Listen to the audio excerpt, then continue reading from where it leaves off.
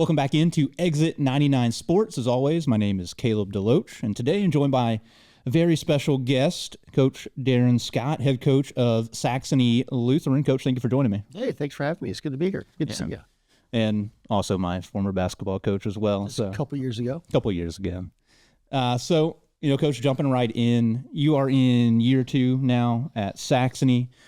Practice just started, at time of recording last week.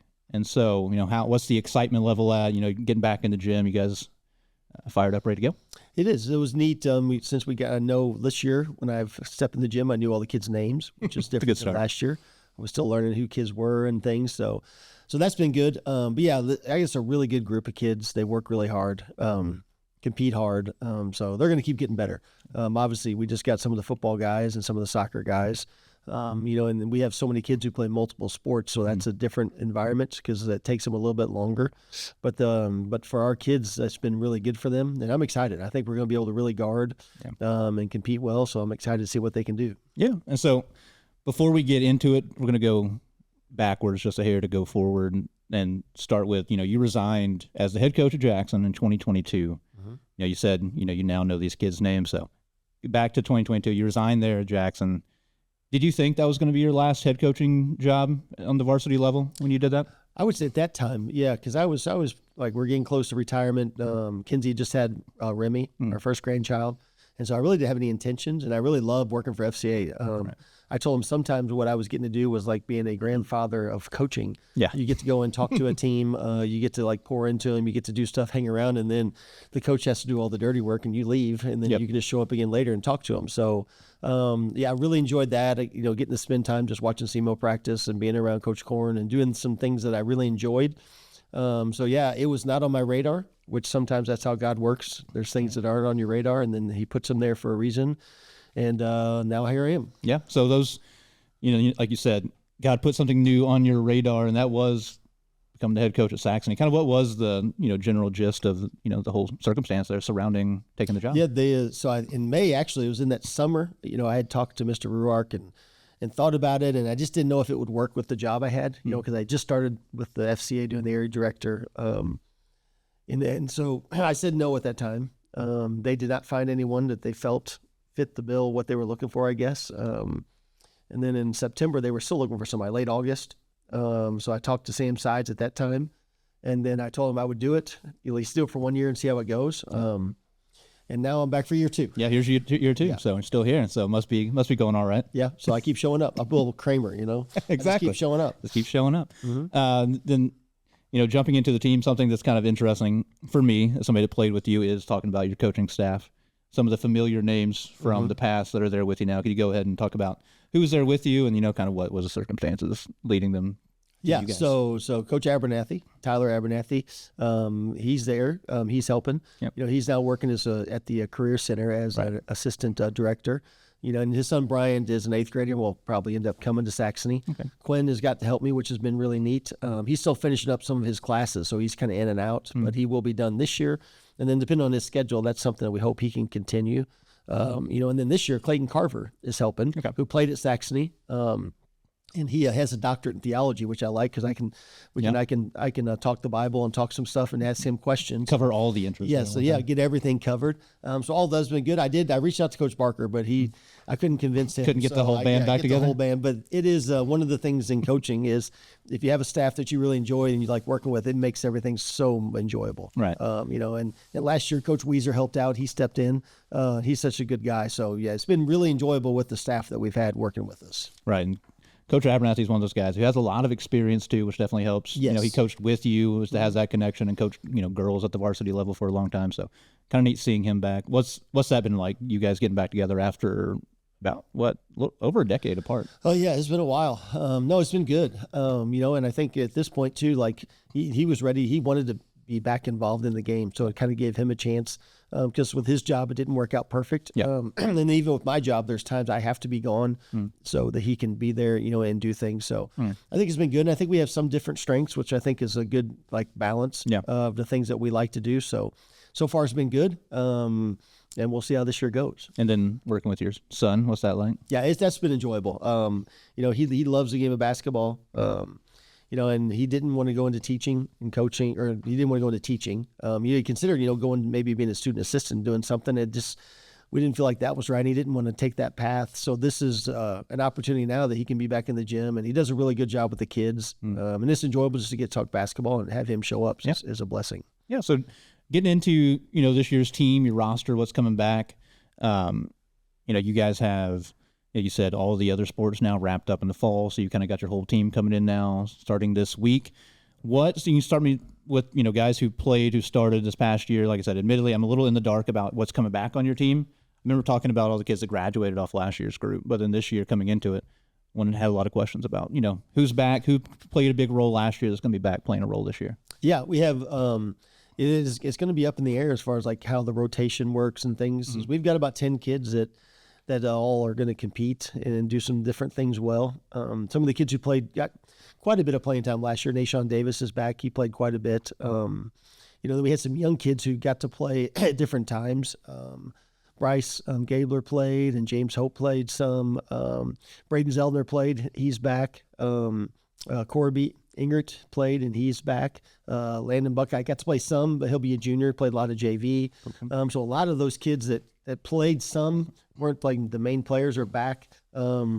And the good thing about them is they're all very good athletes, competitive. They do a good job of being physical, which really allows us to guard. Yeah. So that's a real benefit. And then we had a kid move in from Wisconsin, Eli Radaman. And he's probably one of our kids. He's a basketball kid, loves basketball, loves to play, and he's played a little bit more. But he's a sophomore. But he's going to be a really good player for us. Has some really good athleticism, handles the ball well, can attack the basket well. So with him in the mix, and then with some other kids who were on the JV, Simon May, really another good kid who works really hard. Even we have a Weston Jeter who didn't play a lot last year, but has come out, plays soccer. So just a lot of kids who do some things. And like I said, it's a weird because I feel like as the year goes on, we'll improve so much because we have kids that like Zach Roth, who started last year and played. He's a baseball, football, basketball guy. So, when they come in, they're not in basketball shape. Yeah. They about died a little bit today, which is good for them. Yep. But as we're going to get in the gym, we've talked about coming in early and shooting. And then I think they're committed to that. So if we can continue to improve our skills, some of their character that I think is really good will show up and help them win games. Yeah. And so I know something, very important. Obviously, every basketball coach will say that is the case, but something very important playing for you is getting down and guarding, being able to, keep people in front of you. How has that element of the team, been coming along that side of the ball been for you guys? Yeah, it's been really good because we just feel like we've got Zach, he played last year, Nashawn, Eli, the new kid can, Bryce can, Simon can, with Weston Jeter can, and Braden, he's done a good job of that, but they all can guard the ball. That's one of the things I didn't know what we would have going in. And right now having 4 or 5 kids that can all guard the ball really helps you be able to play well defensively. Now foul issues aren't as big a deal because you can sub and free and not drop off. So that's something that we're going to have to hang our hat on, is being able to force some turnovers and force some things with our defense. Yeah, I liked, one guy I mentioned in particular, Nashawn Davis. Yeah. I liked watching him play quite a bit last year. He's a really, really good multi-sport athlete, really good out on the track, super athletic kid. What's he kind of bring to your roster? Yeah, he just brings some explosiveness, can go past people. And he's really committed to working on his toughness and just being more consistent. He's such a good kid, and would get down on himself sometimes last year. And that was probably his biggest detriment. And I think that's something, I think he's really grown. I think track was really good for him. He had a really good track year. Had some injuries late, but had some really good success and has really matured. And so we need him to do that. Because if he gets down and guards like he can, and then really is aggressive and sprints and runs the floor and looks to attack the basket, he's a handful. Yeah. Yeah. And you guys, you play a pretty tough schedule throughout the year. You play some schools that are bigger. You play schools a lot from around the area, especially you're in a few different tournaments. How's that been, trying to challenge your guys playing some tougher competition? I mean, just looking right at the beginning at St. John, Poplar Bluff, start the year. Yeah, I think, you're always looking for a competition that's good for your kids, that's going to be challenge them. Obviously you don't want to make it too tough and then you get beat up every day, and then you don't want to make it too easy, where you're not challenging yourself. So you're trying to find a mix. So that's been tough at this point, just kind of also figured out who we are. So I think this year our schedule is pretty good, but we'd like to keep improving. Kids keep getting better, and then keep making our schedules a little bit tougher. Right. Because I think for us, if we could be in the 15, 18 wins or 15 wins or so and play a tougher schedule, that's much more of an advantage than winning 20 and having an easier schedule. So what has the experience kind of been like of starting really late, getting into a program? You said September.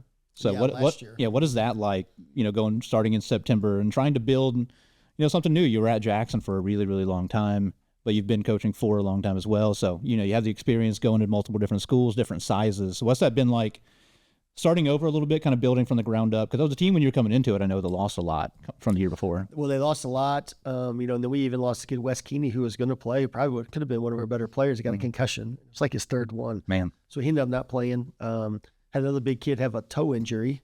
So we went from thinking, all right, we're going to have these big kids, and we were going to play a certain way, like more of a 3-out, 2 in, and some big kids, and all of a sudden they were gone. So we were going to run some pack line defense, and now we have changed. We've done 180 degrees, so now we're spread, no post guy, which has been enjoyable, just to coach that. Yeah. Now we're going to press. We're going to be able to run and jump a little bit, trap, do some things. So we went the complete opposite of the pack line. Yeah. So now we're back to take away the middle, pressure, force, rotate, and literally we're going to plan on switching every screen this year. Okay. So yeah, complete opposite. Yeah. So the building for you, the starting something new, has it been, a fun new challenge for you? Kind of, whatever. Yeah, people always say energizing, things like that. What's that been like for you? I think so. And I think for this, what I've liked, for me personally, what I've liked is I think I have kids. I told them I think they're really smart. They have good. They think well, but some of them haven't played as much basketball. So the challenge is, all right, so how can we do a system and how can we teach things so that you can pick those up faster? Everybody needs a certain amount of reps to learn things. Yeah. So in our case, when we have kids who are going to play multiple sports, which has been enjoyable, I think gives them, and they bring some freshness in that case. But when they play multiple sports, you're going to get less reps. Right. So your reps are more important. So how can we do a really good job in practice when we do have time in the summer of the way we teach it is making sure that it hits them well and they can pick it up faster. Where maybe instead of needing 30 reps, you could do it in 25, or 20 or something to that effect. So that's been good. And it's been challenging. And what I like for the kids is I think they've done a good job of trying to challenge themselves mentally, watching some film. Like before we went out for practice today, watching some things we did yesterday so they could see it, clipping some things so they could see it. And then when they can see it and then go out on the floor, they've really picked it up well. So I'm excited to see, how much we can expand on that as the year goes on. Yeah, exactly. I was going to elaborate more on that of, something playing for you that I did enjoy was when we did get the opportunity to kind of watch film and all the things you clipped out for us, stuff like that, watching. How beneficial do you think it is for, high schoolers to kind of see that and then, kind of the visual learning type, a lot of kids are. Yeah. How's that? I think it's almost like in our spiritual walk or spiritual blindness, just where we never see things as they are very often. We always kind of have our perception is always a little skewed. So the more you can show it to them in different ways, mentally, or like see it, then they're physically out there doing it. But then on the board and having them write it down and doing those things, I think the more we can do that. And we're trying to do, instead of running a pattern offense, we're trying to run a little bit more concepts, actions, and maybe call some things early, but then trying to teach them to get into some actions, which I really like. Right. We'll see if we can keep doing that throughout the year. But, I just think it's really enjoyable. And when you can teach kids how to play, that's always that's always fun. Exactly. And so another thing I really like asking coaches about is kind of what's the off season look like for you guys? So your season ended, last year in March. You have a lot of kids that play, baseball and then football and things like that. So I know their schedule's really occupied with other things. But what does the basketball calendar look like for you guys in the off season at Saxony? Yeah, I don't know. They'll probably change again this year because we're still trying to figure out that same thing, right? So what's the most efficient and most beneficial for us to do in the summer for our kids? Because what I don't want is you got a kid that you're trying to, because I think all our kids are good kids. So if you put enough pressure on them, you could kill them and wear them out, and they could do everything they could, baseball, football, basketball wise. So you're like, okay, how can we work together and how can we efficiently do it so they have a chance to be good? Because like I said, we're not doing them a service if we don't try to apply, some training in the off season so that they have the best chance to be successful when they get in season. Right. And on the flip side, being the adults in the room and realize, okay, if my kid's playing 3 sports, what is it? How much should he do with us? Yeah. How much should, we just say that it is what it is and we got to try to get better in season, because basketball is a long season that you can get a lot better as you work throughout the year. And so you guys play tournaments around the area, anything like that in the off season? We've got the off season. Yeah. Last year we went to Rib City. What I just wanted those kids to see some other competition, do some things that were different. Yeah, so I don't know if we'll do that this summer or not. We may just try to use our days where we just do stuff in the gym with ourselves, and then maybe, reach out to some local coaches like Scott City came last year and where we scrimmage, because that seemed to be more beneficial. I think so. So it's just, I just don't know that we'll ever be able to, because it's kind of like the feeding thing. If you can't get all the kids because there's baseball, like last year, what struck me is we played in Rib City, had a kid play baseball game at 8 and then come play basketball. And I'm just like, I don't know if I really want them doing that. Yeah. I don't know if and are they getting better? Yeah, like that's so. For us, we needed to play some games. I felt like it was good for them to see some different things. Yeah. And so I do think it was beneficial. But like even next year, we'll be a little bit further along with implementing some things. So I don't know if we'll need to or not. I think we'll have to, after this year, we'll talk about it, try to decide, get some input from the seniors and the kids and kind of ask them, all right, so what was the things we did that you felt was the most beneficial for you to improve as a player? Yeah.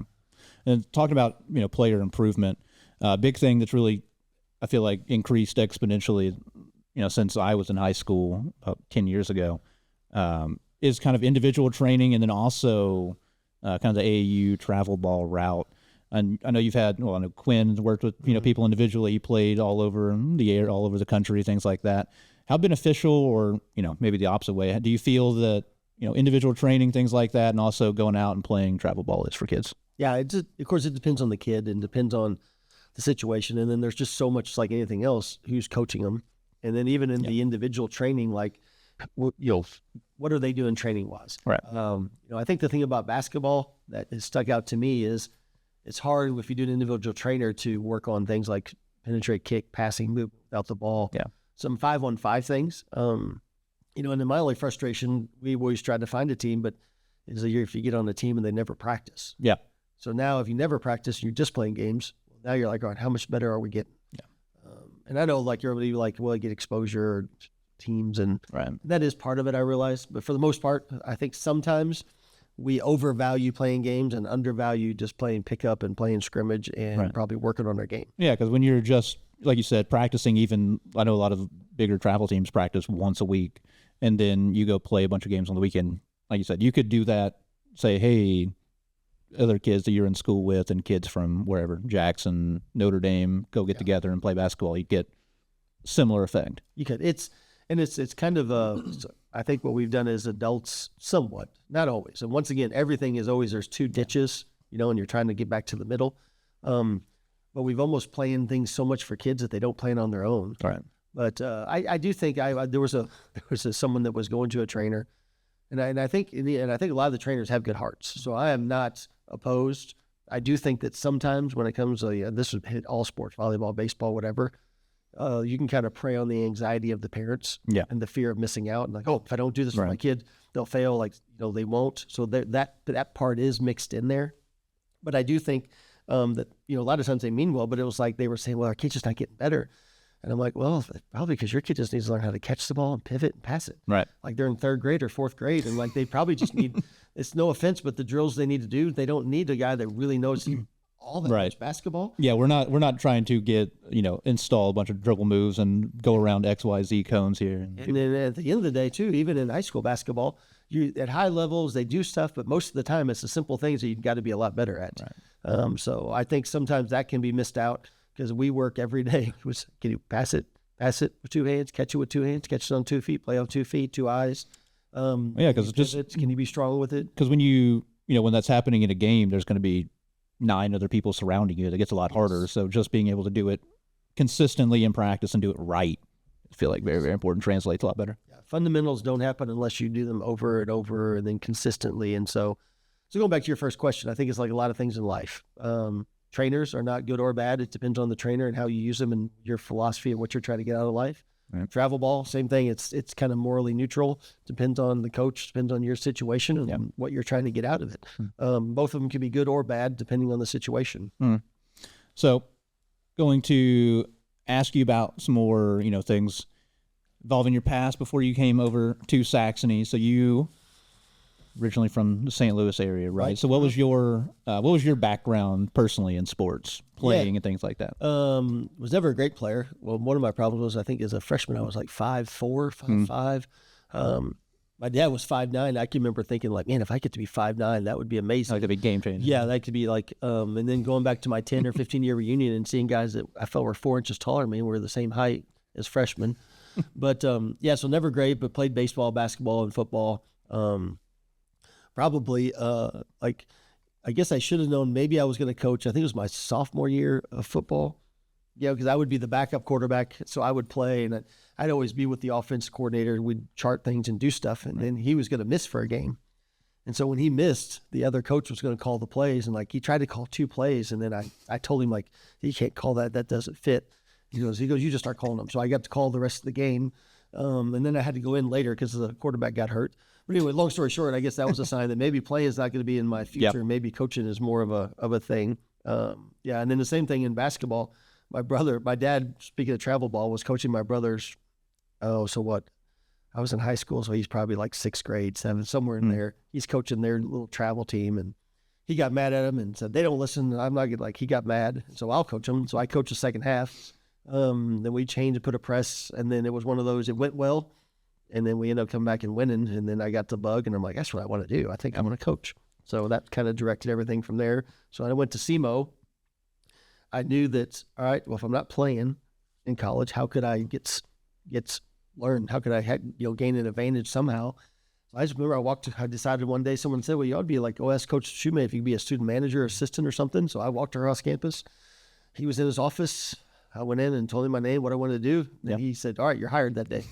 And then one of the easiest job interviews you probably had. Yeah, it was. But but if I hadn't done that, I mean, I don't think I would be sitting in the places, or nothing would have fallen like it was, because that was a game changer of just seeing sports from a whole different level of competitiveness and like in learning, and then the connection. So it was really, really like one of the key things was it's crazy how something that simple is like you actually decided to walk across campus, go in and ask Coach Shoemate for a chance, and he gives it to you, and that's a life changer. Right. So then you get into coaching after graduating. First stop is Poplar Bluff, right? Yep. So I was an assistant at Poplar Bluff.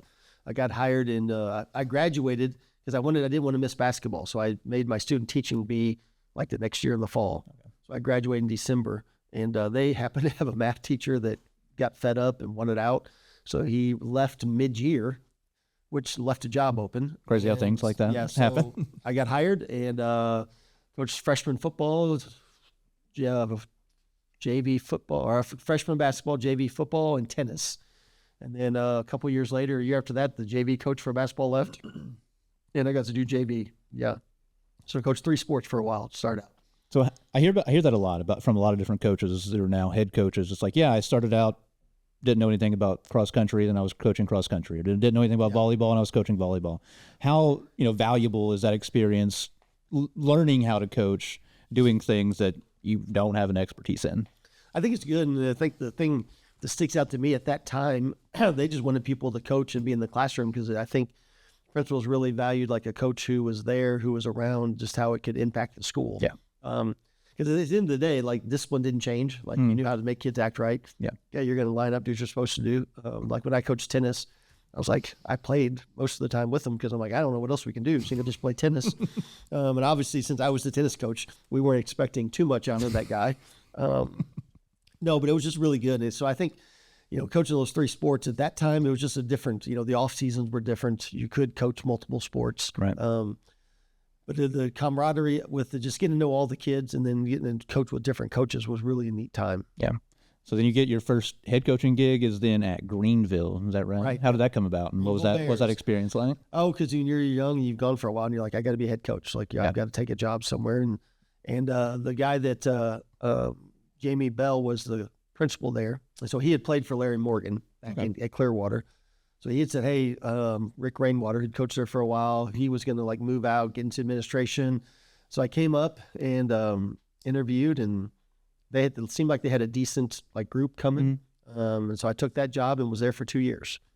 Yep. So we put in the weight room. This will tell you how things could be different. So in 1996 or 7, you could do this. I was like, no, we really need a weight room. There's no way we can be good if we don't have a weight room. He goes like, all right, let me think. So there was a hallway in the back behind the gym. And they just he was going to just put a wall and put a door. But he said, the fire department said we can't do that. So we're just going to put half a wall. We bought 4 racks, and that was our weight rooms. There we go. Yeah. So we had a weight room that had no doors. no way to stop it. And then we were probably breaking fire code anyway. Right. But everybody was okay with it, so our kids could get better. So. Yeah, exactly. And that's what it's about. So how, beneficial, I guess, was that maybe even later, starting out somewhere smaller, maybe with not, the resources you had later on in your career? How did that help you kind of get creative like that at times? I think so. And I think just, like every place is different. And probably once you leave, sometimes you can recognize like the advantages. Yeah. Like at that point, I didn't realize like those kids they were so tough. Like they were not all basketball kids. Yeah. But man, they were going to compete hard and they were going to go hard. I still remember the first time. So I was at Bluff and then went to Greenville. Yep. And then I know we're talking about it, but when I went to Notre Dame, just to tell you the difference in like coaching different kids and different types of kids. Yeah. And I'm at Notre Dame, and I've been there like for a little bit. Some kid asked me for ibuprofen. And I was like, what are you talking about, ibuprofen? And he goes like, yeah, my knee hurts. I got some swelling. I'm going to take ibuprofen. And I had never, at that point in my career, I was like, well, you got a headache? Why would you take ibuprofen? I mean, it was just perplexing to me. Like no kid I had ever taken, that I knew of, had taken ibuprofen. Right. And they surely had not asked me for it, if I know that much. So you just got so many different kids and they're all different. But at the end of the day, you have one goal is you're trying to teach them how to compete, how to get better, how to improve, just basically somewhere down the road, this is going to impact their life. Yeah. It's going to teach them some life lessons and they can grow and become better people. Yeah.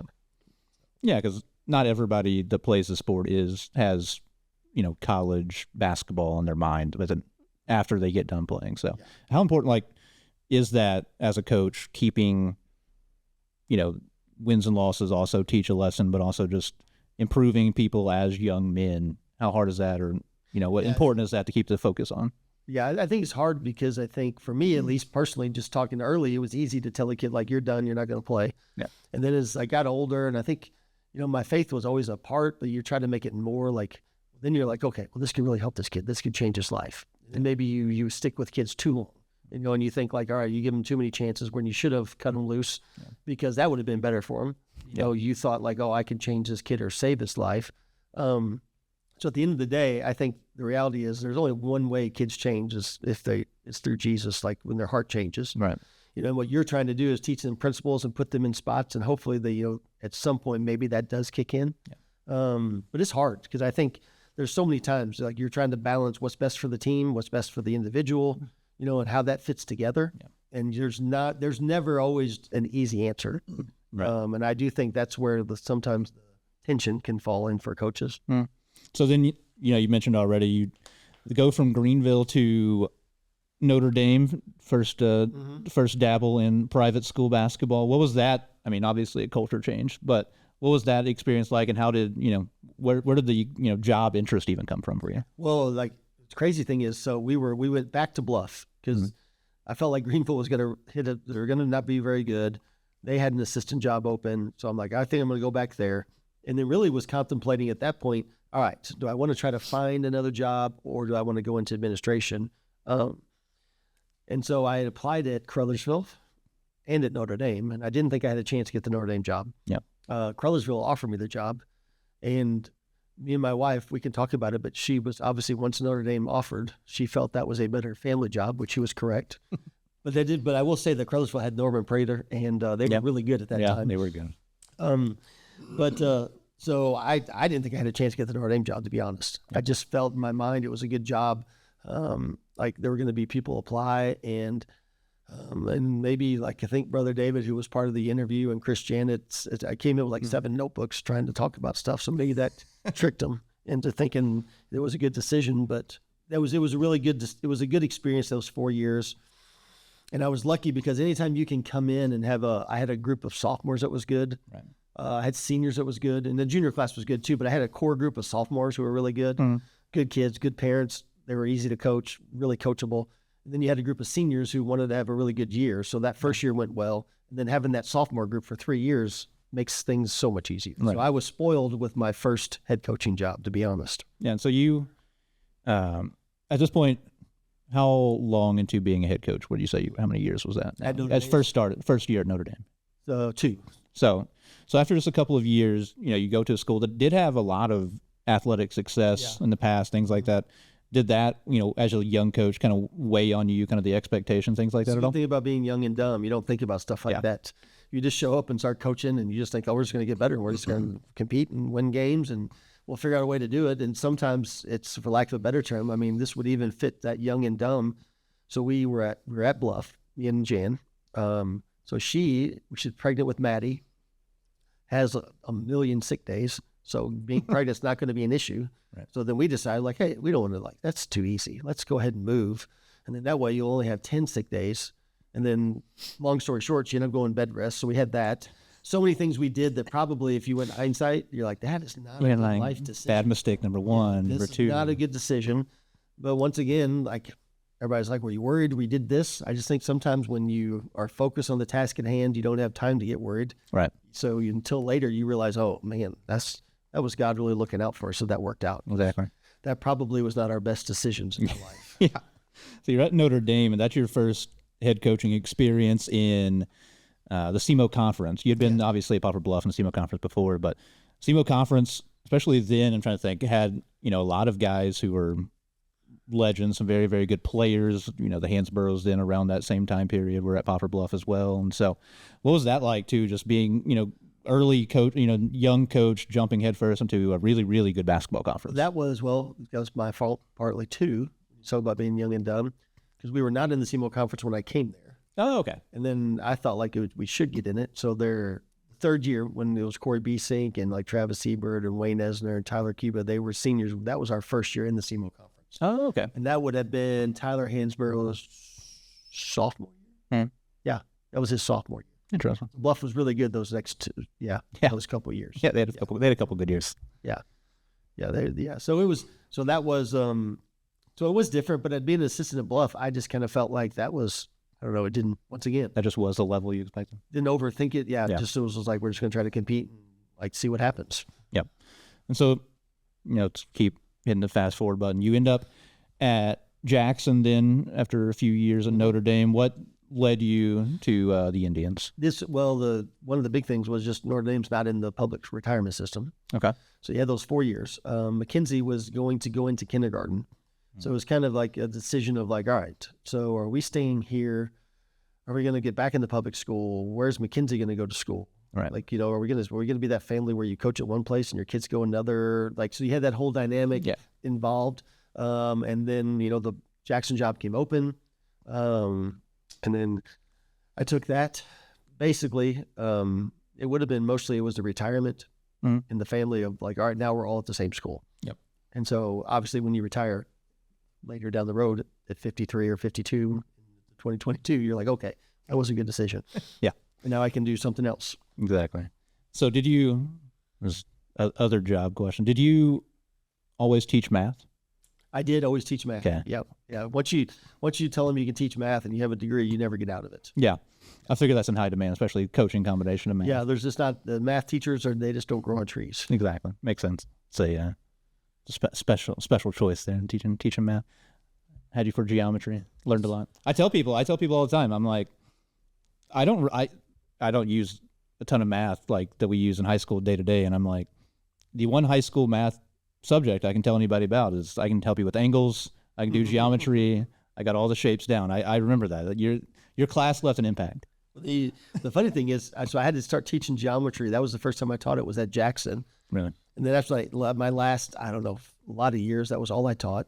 So I grew to like it. And one of the things I really like, sounds crazy, but I love was the proofs, because it's not that they were going to do proofs, but it made kids think. Right. And logically think. Yeah. And even with the angles. Yeah. Like there's this logic. And it's just funny how you're not going to use that part of math, but if you would use the thinking skills that apply and that overall strategy, that will help you in life. Yep. And I'm taking a class from my master's in biblical counseling, immaterial man versus physical man. And the guy today was talking about postulates and theorems and then comparing that to how do we know truth and how do we know some things? And I was like, there you go. See, geometry is at the core of all things. I know this. Yeah, geometry is at the core of all things. All right. So you were at Jackson for 18 years? 18 years. 18 years. So, I mean, you saw, not to, make you feel old here, but like you saw kids, go through there, their brothers, their sisters, or all younger siblings. I mean, kids born and graduated by the time you started there and then finished there. What was the experience like being at one place and really just setting your own kind of foundation and your own system there for so long? It was neat to see that, and get to know kids, and you have a few brothers and some of that stuff. So that is neat. And then just like later when you get out, then it becomes easier, even just having kids that Jake, till he moved, was my eye doctor. Yep. So that's your eye doctor.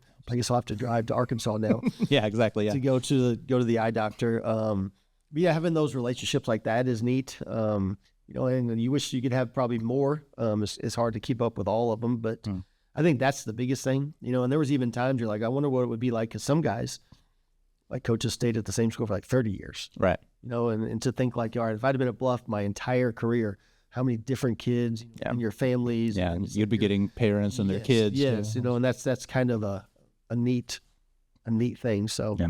I do think that's a neat thing. Yeah, and we talked about earlier, the assistant coaches that you have now, you had a previous relationship with them. What was that like also, kind of, as you were at multiple schools, seeing different people, different places, kind of accumulating those relationships, and then the process of like choosing, hiring assistant coaches? Yeah. And of course, obviously in high school it's different because you're trying to do a teacher. It's like you don't have full control. Right. You're trying to hopefully get some guys that you like. So I really felt like I was blessed and spoiled for that longest stretch, because Tyler came on. Yep. He was a great assistant. Then when about the time he left, Corey Barker came on. He was amazing. Yep. Mike Holloway came on. He was amazing. Yep. And then Corey, who's doing it now, he came and helped. Of course, he was a Jackson guy who loved Jackson basketball. Yep. So you have all those guys that make it make it fun to be around. Because one of the things you really enjoy is like after practice or before, when you get to hang out with those guys. Yeah. Be in the coach's office. It's a fun time. And so now we're gonna talk about we're gonna get my own personal part of this podcast out, which is just talking about Jackson basketball things that we experienced there.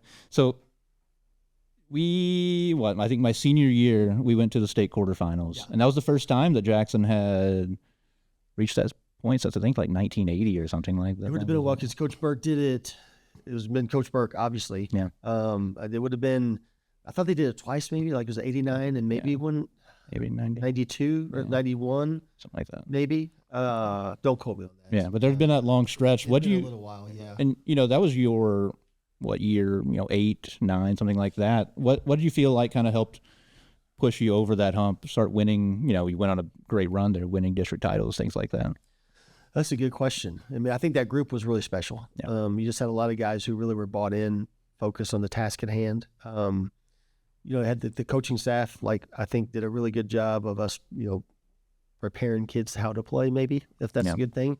But at the end of the day, I think back, Josh Downey had a stress fracture a lot of that year. Yeah. And we beat Chaminade in the sectional game. He had a great game. Carson played well. It was unbelievable. But then there's so many kids that, we're like, well, how they were a player all year? Braxton McDowell. Chaminade went to a 1-3-1 zone. We were not going to score the rest of the game, I was convinced. They were long. They had Jason Tatum, obviously. Yeah. Their biggest kid. They were long. And then Braxton, he just stuck a 3 from the O-zone. Yep. And when he made it, they got out of their 1-3-1. And then it slowed. And then even the simple thing like this, we were down 2.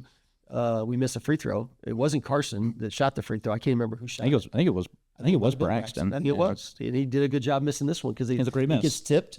And then Tatum makes a crucial mistake. Coach, what do you always tell people not to do under the basket? Never throw it underneath your own basket. Never.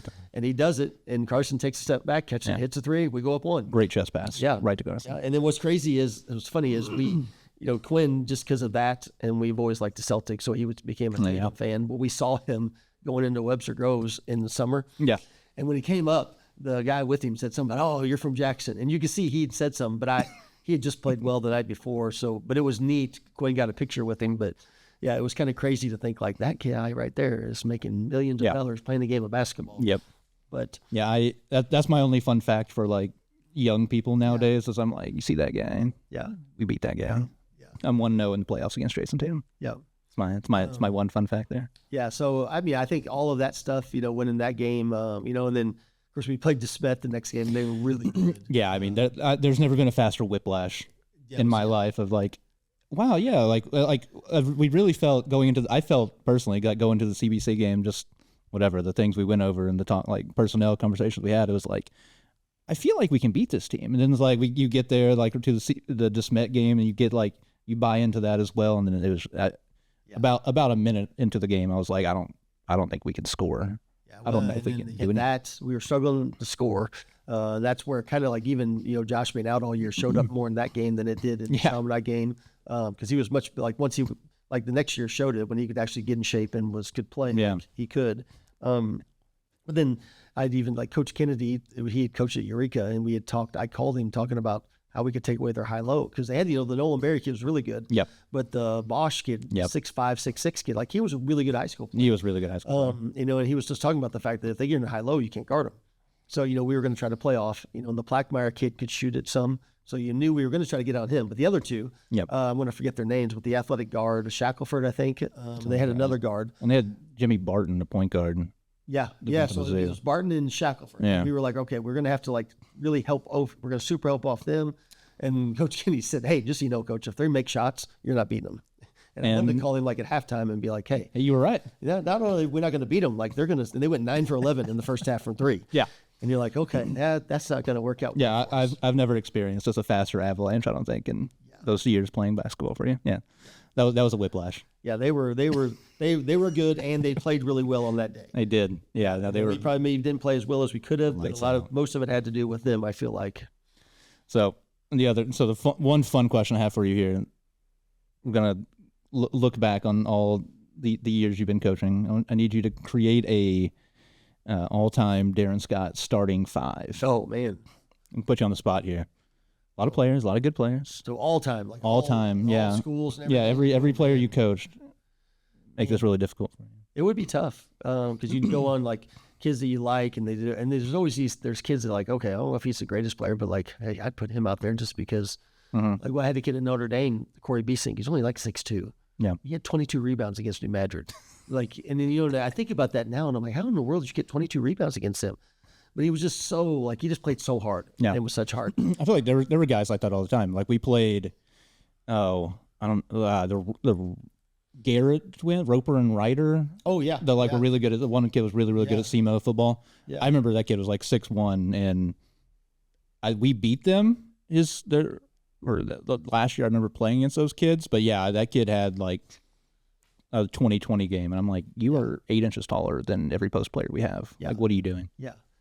And then you go like just Jackson kids. Carson was so fun to coach. Because he could do so many things on offense, and then when him and Blake playing together, they were so good.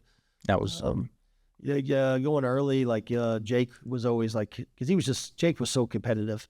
If I could have just had Jake play against Notre Dame every game he played, he'd average 30-something points. Turned it on for the big one. He'd play well, and we played Notre Dame, and it'd be like it was a whole nother level. He got to that level where you're like, oh man, we could find a way to get you to be at that level all the time, man.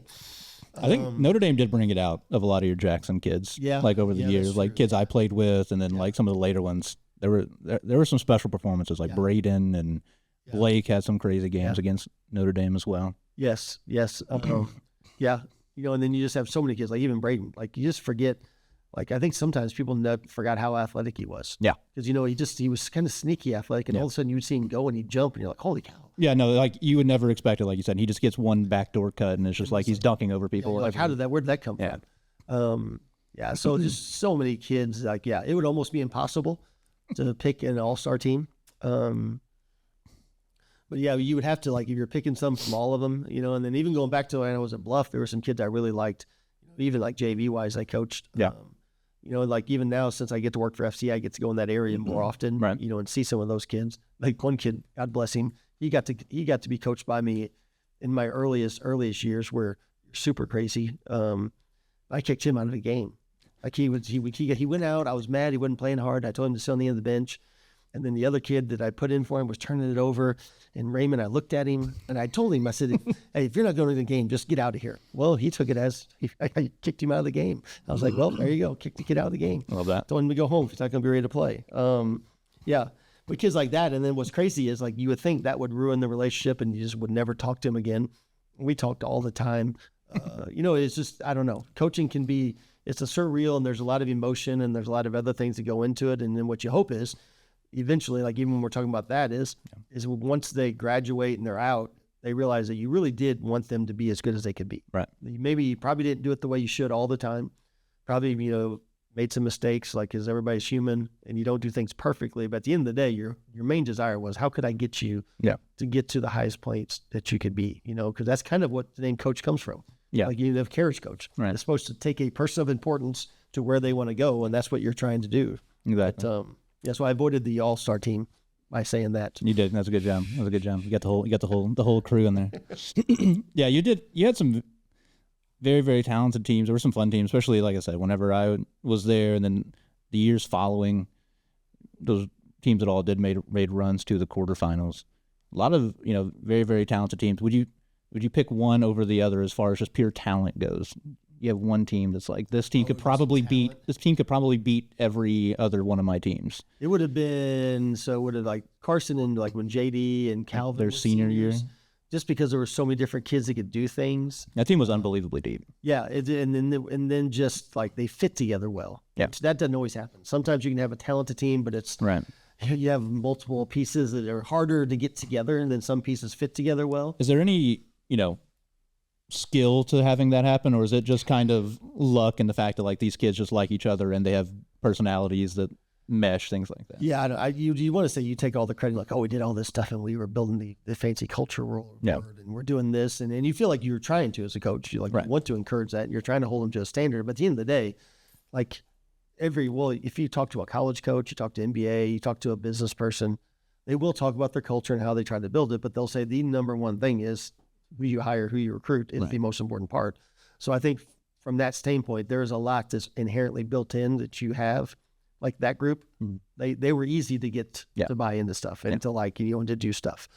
You're trying to make it as good as you can, but they were easy to do that. So at the end of the day, I would give them more credit than anything we did as a coaching staff to get them how they would play. Right. That team was very good. They pushed that CBC team that was the best team in the state.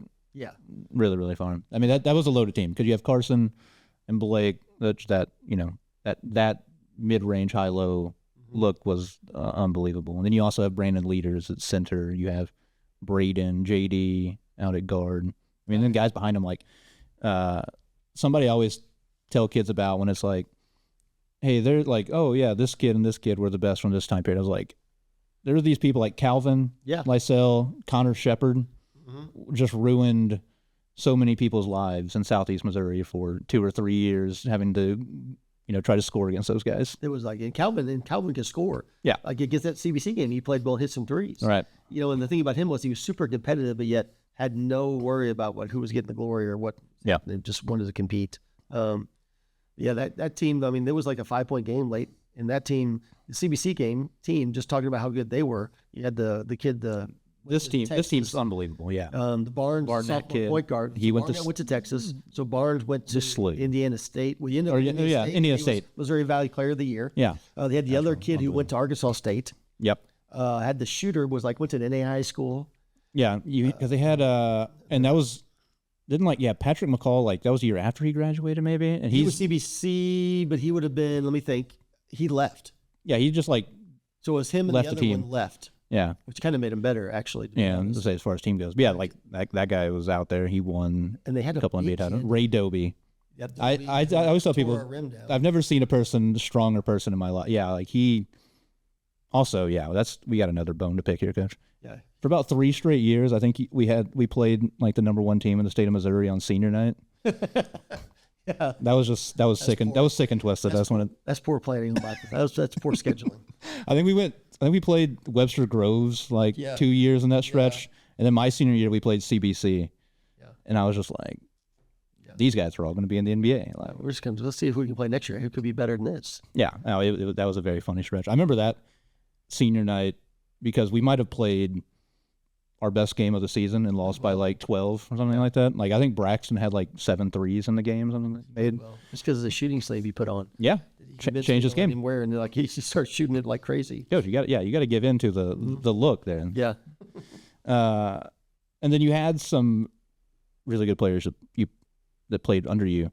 Who were some, or who would you put on that list of great players that you had to coach against? Some of them, obviously we talked about Jason Tatum. We had guys end up in the NBA. And then there's guys just around here that were unbelievably dominant. Yeah, a lot of really good players. One time I sat down and we were kind of counting how many guys actually went to the NBA, which is just crazy to think. When I first started coaching, I would have never dreamed you'd coach against any NBA guys. But the guy still playing in the NBA now that played at Jeff City, OG Anunoby. Yeah, played against him. Obviously Tatum. I think him and Tatum were in the same draft class. They were, I think so. They were maybe? close. They were close. Who was it? Sean Cook. 2-0 in the first round of whatever 2017.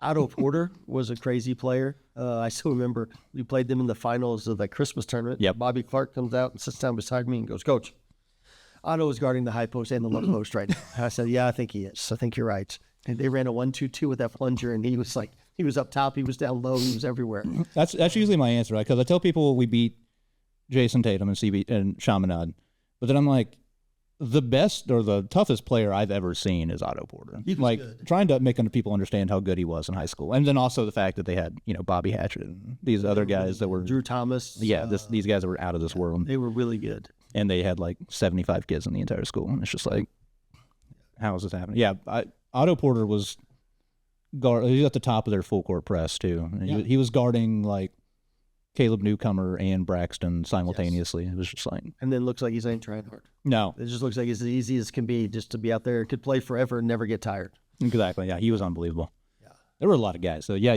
a lot of guys, especially during the back end there. I know. Yeah, he was good. Then Drew Hanlon at Webster was really good. So we had the big kid at DeSpel was a really good player, and kind of didn't play as well. He went to Butler, didn't work out as like he would have liked. Who else was there? CBC had those kids we talked about. Chaminade had Tatum. Man, yeah, there were so many good. Did you guys go against? Oh, who was it? The Ramey kid and Cartier Gordon. Did you play when they were both together at Webster Groves? I remember you played against Gordon at Vianney. We played Gordon. That was at that freshman year at Vianney. So I don't think we played them. I don't believe so. We did play them, not in the playoffs or in the regular season. Okay. Yeah. You played them. Yeah, no, you guys played some. And then even like those Melville teams had the kid that went to SEMO. They had the one big kid. We had LaDamian Bradford. Had the SEMO kid. And then there was another six. That's another really good his name. He went to Menlo area. He was a really good player. Yeah. What was that kind of experience like at times as a coach, getting to game plan?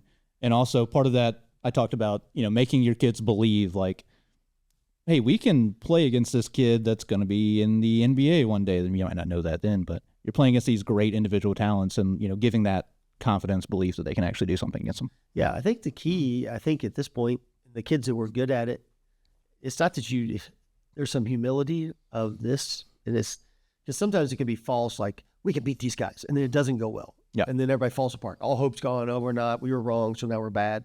I think the kids that realize, like, yeah, I'm not as good as this kid. This kid is really good. Or I'm not really thinking about that. I'm just going to think I'm going to compete. Right. I'm going to just see what happens. So we went through a game plan because, you're always going to have something that you think you can try to exploit, something you're going to try to attack. And I think that's the key. Yeah. Because I think, in life in general, and then maybe one of the things that stuck out the most thinking about this, I'm going to forget his name, but I think it's Viktor Frankl. But he talked about when he was in the concentration camp, his book, which is really good, but it talked about the fact that the people that died, they were always the ones that set up, hey, they're coming. I heard they're coming. We're going to get out in 2 weeks. Yeah. And then 2 weeks would happen. Just hoping they would die, or it'd be a month. And for him, he really talked about, he let that go, and he just like, here's the moment. Here's where I'm at. I'm going to live my life in this moment. Right. And I'm not going to think about, I'm going to get out of this at some point. It is what it is. Yeah. And I think that's the life lesson for coaching, for whatever it is, because, man, there's so many times in life we can get to this place where we're like, okay, if I get through this, then, this will happen. Or if I get through this, this will happen. And at some point you realize, like, you just wasted your whole life. Right. And I think that's from a competition standpoint. Yeah, you want to win, but in the moment, you're not really thinking about winning. You're just thinking about competing. Because I think for me, that's the ultimate thing that you want to be as a competitor, is not that you love, everybody loves to win. But if you're like driving yourself because you hate to lose, man, that's miserable. Right. Like you got to want to compete. And I think, if anything, if you watched Jordan's Last Dance when he played baseball, I don't know, and maybe I'm reading into it, but what I would say is like, you just watched him and he's like, let's play pool. And he enjoyed playing pool and competing. Like whatever it was, he just wanted to compete. Right. Because I think that's what you're trying to develop is the joy of being a competitor more than the winning. Because, hey, I'm okay if we lose. I just want to have a chance to go compete and see what happens. So I think that's the key in those moments, is trying to get them, it's not maybe even the confidence. I mean, yeah, you got to have some confidence, and you got to know, like, hey, I could do this. I think I can do this. Right. You know, or at least think this. I've told them I'd do this in golf, maybe to my detriment. Like, hey, can you make this shot? I don't know. I think I'd make it 1 out of 200 times. This might be it. This is it, yeah. And if I don't, well, maybe I got 199 times I'll try and see what happens. And I think that's got to be your mentality in those moments. And I think that is, especially whenever talent meets that competitive edge that you talk about, or like the desire to compete, is kind of where, you know, players do become special with things like that. And those were some of the guys that I played with that I remember that were like that. It felt like those ended up being the kids that did the best, not on the court, were the ones who, you know, like one guy, you know, Braden Wendell, him and I, we went back and forth talking about whether I took a charge or not on him for about 2 weeks consecutively at one point in time in practice in the old gym one day. And it's just like everything, like you said, is competition. Like, hey, let's push each other. Yeah. Even, you know, there were some intense like FIFA games until 3 o'clock in the morning over Christmas break that we all had as well, things like that. All important when it comes to competing. Exactly. So, you know, kind of wrapping up a little bit here. You coach, you teach for a long time. Then you get into, you know, involved with FCA. What was kind of the evolution of getting involved with FCA to, you know, your job you have now? I would say the start was like when Mike Litz talked to me, which is the idea of like getting to minister, just kind of serve coaches, you know, because obviously that's what I'd done, or be around a team, you know, and get to pour into a team or help a coach with character coaching. Like, hey, how could I help you with that? You know, those are the things that got me into it, you know. And then there was a little bit later, like Mike was like, oh, I think I'm going to get out of this. And then that's when the area director came on. And at that point they were, you know, Mike started the ministry. So he did it a little bit different because he was the only guy. Right. And then the goal was, all right, so could we develop a board? Could we develop where we could hire more people so you could try to expand, you know, and like we're trying to break Southeast Missouri up into 3 things. So now, so it became, obviously it's still a ministry. So I minister to the staff. I still get to do ministry. Yep. But now that's the board. But I guess, long story short, the planning, and we talked about that preparation for games and like trying to do stuff. Yep. Like that's kind of like the same thing I get to do in a ministry standpoint, is like you're trying to plan, all right, how can we prepare this? All right, we got these 3 guys, who needs to do what? So that's been really enjoyable of getting to do that. Really challenging at times. You know, anytime you're just dealing with people and you're trying to raise funds, and that can be frustrating at times, but then sometimes super rewarding, kind of like coaching. You get told no a bunch, and then someone blesses you, and then you're like, holy cow, I didn't feel like I deserved that. So that's kind of the thing. I told Mike sometimes I felt like he did a bait and switch. I thought I was going to get to do one thing, and then he told me he was leaving, and then I had to decide. And but it's been this, God's like, once again, he puts things on your radar and puts you in places that you know, if you follow his will, it works out. It's just amazing how it works out good for you when you just try to focus on doing what he wants you to do. Right. And so continuing to kind of let you plug what you're doing currently here. And so, you know, FCA, we'll talk about some of the, you know, positive impact, things like that you've seen since, you know, you've been involved with it. Oh yeah. And it's, there's so many different things, you know, like for us, one of the positives for us as ministry wise is the fact that, you know, we have Daryl Martin and Cameron Cox, who are a full-time, and now they're working and they're impacting students. And then we have another guy who's interviewed, and he's going to start, and he would hopefully be in the South region. But the thing that you just hear is the fact that like when kids' lives are changed, when they're getting poured into, you know, and I think FCA's big thing, I'll say this, is just, you know, to and through the coach. Because if you can impact a coach and you can pour into them, and they can realize the impact they're having on their kids, that's really the ultimate like ministry. Right. Because we are a volunteer ministry. But, you know, like it feels the faith. I'm always amazed at right now, it's like the high school kids when they give their testimony and they talk about what God's doing in their lives, I think is super impactful. You know, and then we have so many huddles that just have so many outstanding leaders. So man, it's like all of those things. And then hearing like Anna Thomason talk about how, you know, last year she fell, right? And then that comeback, but then talking about how when she says like, man, but I can go to track and I can compete for God. And it's really fun.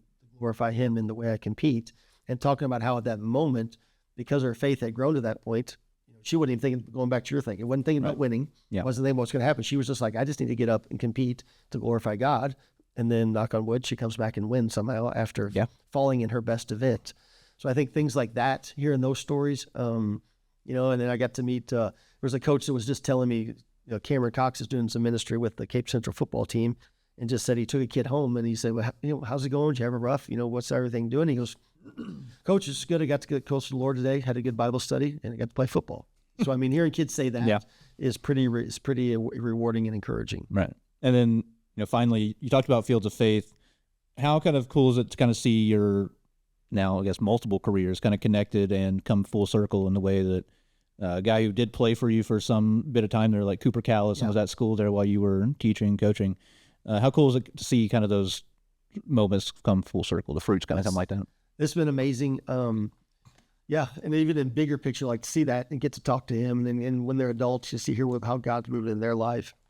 And then that's kind of in this job. I've coached all over, been in Greenville, Poplar Bluff, and then, just coaching and getting to know people. It's just, that's been super enjoyable and beneficial with this, being able to connect with people all over the place. It's been really, really neat. Yep. So getting back to the basketball here at Saxony this year, give you one final pitch here to the people. Why should people come out and, check out the Saxony Crusaders this year? Well, our goal is we want to play really, really hard. And I don't know how well we've done this, but this is where we're trying to move towards, is like, we'd like to impact our community with how we play basketball by showing, Jesus said there's two greatest commandments: love the Lord your God with all your heart, and love your neighbor as yourself. And we've tried to translate that. Well, what would that mean in the way you play basketball? And I think one of those ways would be passion and effort and how you compete. Can we compete in a way when people walk away, they're like, man, why do those guys compete so hard? Like, it didn't seem like they should have played like that. And then can you love your teammates? And obviously in all things, adversity, when things don't go well, that's the time. But that's really what we want. We want them to show up and see a bunch of kids that play, and they just play so hard that they're super enjoyable to watch. Yeah. So that these kids, I think they're bought into that, and we're going to keep working. I told them as a staff, that's our job, is we got to find ways to challenge them and put them in spots to keep them getting better, because it's hard. People think it's easy to compete like that and never get upset, and keep your composure, and it's just not easy. Right. There's just a lot of things going on in the world. So that's what I would say. Yep. They're a really enjoyable group, and if we can make some shots, I think we got a chance to get decent. That always helps too a little bit, doesn't it? Well, Coach, thank you for your time. And like you said, everybody go check out Saxony. Go over into the gym this year and go watch some good basketball. I'm excited because I started this in the middle of last season, so I'll get to watch you guys all season long, kind of keep up a little bit better and things like that. So, Coach, thank you for your time. Thank you. Enjoyed it. Yeah. So everybody, thank you for watching. Thank you for listening. As always, go, like, subscribe, go. Hope I'm doing a good job covering all things for you. I always say it, similar to how your, mission is, based on the kids. The big reason I started this is just to get more eyes and ears on kids in the area. And, I know how hard they work and practice and things like that, and how much time you guys spend, coaches. And so, that's always been my goal here. So keep following along. I'll always be posting things on social media about when teams are playing, things like that. So appreciate all you guys. We will see you in the next one. Take it easy.